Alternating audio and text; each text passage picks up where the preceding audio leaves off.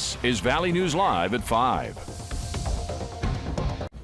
Fights at two different Minnesota schools are at the center of police investigations this afternoon, with criminal charges possible for the students involved. We first told you last night about a brutal beating caught on camera at Wadena Deer Creek High School late Tuesday night, leaving one student with extensive injuries. We were again the first this morning to tell you about another fight, this time at Moorhead High, that put the school on lockdown for nearly 30 minutes. Valley News Team's crime and safety reporter Bailey Hurley has been digging into these incidents and has our story. And we have a warning. Some of the video we're about to show you is quite graphic. It's a video that's been shared dozens of times on Facebook, showing a brutal fight between two boys at a Wadena Deer Creek volleyball game Tuesday night. The mother of the victim has since told us her 14-year-old son suffered contusions and broken ribs from the beating she claims was over false gossip. The Wadena County Attorney's Office says it has yet to receive an investigation file for consideration of charges against the accused assailant, who is a sophomore at Sabika High. About 90 miles northwest and less than 48 hours later, another fight broke out between 8 students Thursday morning near the cafeteria at Moorhead High. The fight caused the school to go in lockdown, and officers from Moorhead Police, State Patrol, and the Clay County Sheriff's Office all responded as backup. Students I spoke with on scene this morning say those involved have been suspended, but eyewitness accounts give conflicting stories as to what exactly led up to the brawls. Moorhead police say despite rampant rumors, there were no weapons involved this morning and there were no major injuries. Bailey Hurley, Valley News Live. A statement from Wadena Deer Creek Superintendent Les Westrom says that they are working with law enforcement and are reviewing safety and security measures. A recording of the meeting between the alleged victim and school officials that was shared with Valley News Live this morning also stated that any students took part in Tuesday's fight will be dealt with. Meanwhile, Fargo police are asking for your help in finding a man in connection to a fight that broke out last Friday night in the parking lot of the Fargo South High School football game. If you know who this is, call 701-235-4493 and leave your tip. 38-year-old Alicia Mayo of Fargo has already been arrested in the case for resisting arrest. Police say 2 juveniles were taken into detention, one for obstructing, the other for simple assault, preventing arrest and simple assault on a police officer.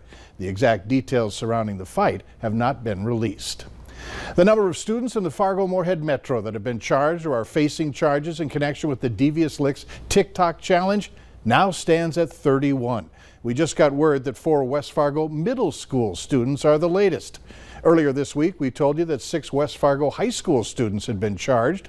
Fargo Public Schools says 19 students are facing charges and 2 Moorhead students have been charged.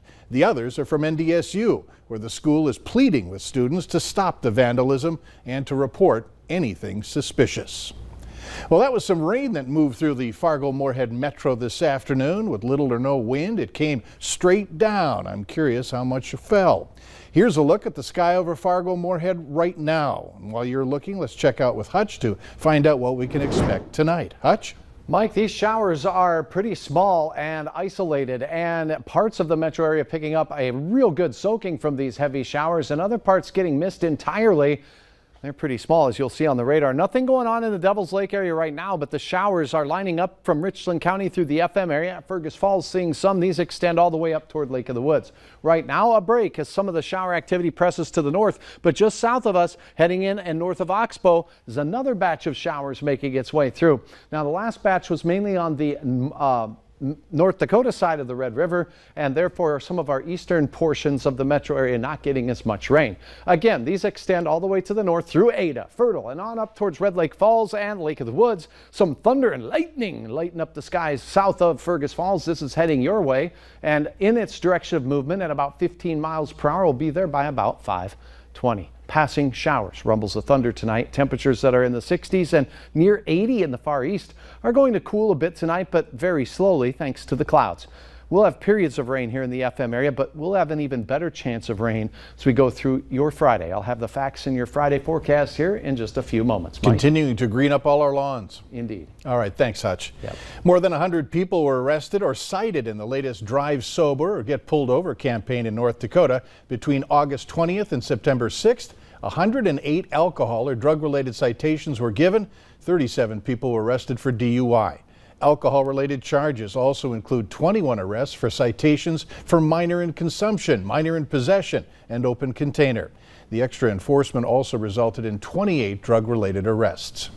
New FBI data published this week reveals a nearly 30% increase in murders nationwide in 2020. That compared to 2019. It's the single highest year spike in recorded history and one that was felt deeply in the state of Minnesota.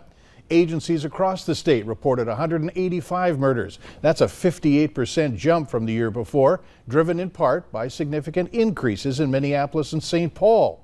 Experts generally agree the lockdowns and lingering uncertainty of the pandemic played a role in the increase. One forensics professor and former police officer attributed the violent crime trends to the pandemic, social media disputes, and riots that erupted across the state.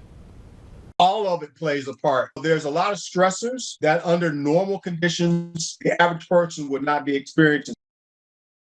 Preliminary data shows that the murder rate nationwide continues to increase in 2021, especially it's not dramatic as last year, and still below peak 1990s levels based on population.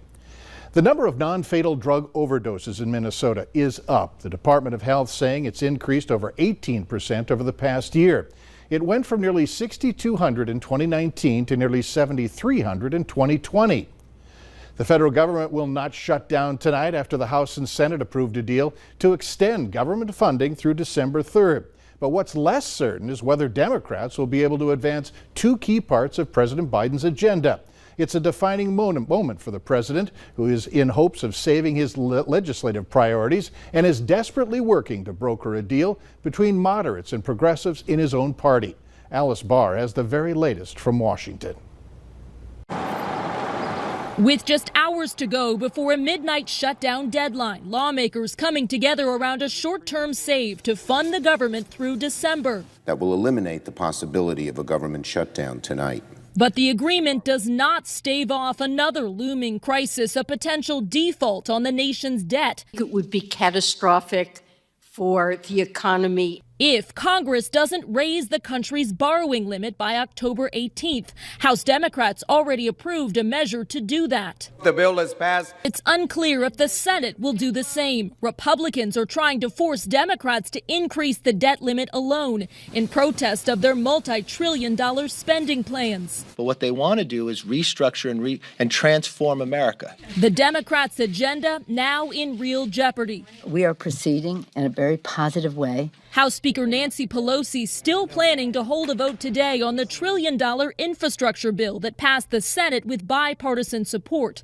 But opposition from progressive Democrats is mounting as a deal remains elusive on a larger package funneling up to $3.5 trillion into health care, education, and climate programs. Look, we are in the same place we've always been. We put out an offer for $3.5 trillion. Key moderate Senator Joe Manchin revealing publicly today his top-line number is a much lower $1.5 trillion. I think there's many ways to get to where they want to, just not in everything at one time. A high-stakes standoff within the Democratic Party, with President Biden's top legislative priorities hanging in the balance. And looking ahead to the upcoming debt ceiling fight, Treasury Secretary Janet Yellen said today going into default would mean an interruption in Social Security payments and paychecks for soldiers and a likely spike in interest rates. If Congress does act in time, Yellen said that she has confidence the economy will keep recovering and return to full employment next year. There's no doubt that COVID has made a lot of industries more challenging, especially education.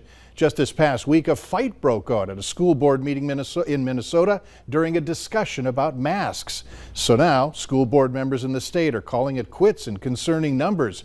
There are 2,200 school board members in Minnesota.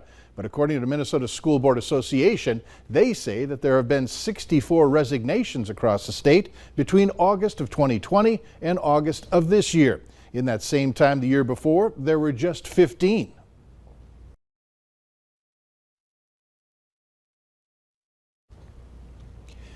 The MSBA isn't expecting the open school board positions will be hard to fill, saying during a public health crisis, the job may be more important now than ever.